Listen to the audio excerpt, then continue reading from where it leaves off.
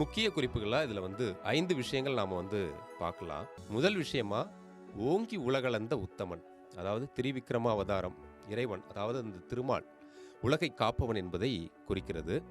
நோன்பு தனிப்பட்ட நலத்துக்காக அல்ல, உலக நலத்துக்காக என்றும் அது உணர்த்துகிறது. அதே போல 2, நோன்பின் பலன். அது தனிநபருக்கு அல்ல. இந்த பாசுரத்தில் ஆண்டாள் தன் ஆசைகளை சொல்லவில்லை.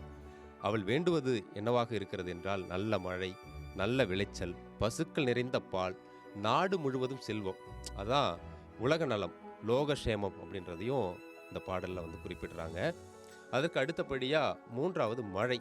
மழை அப்படிங்கிறது ஒரு தர்மத்தினுடைய அடையாளம்.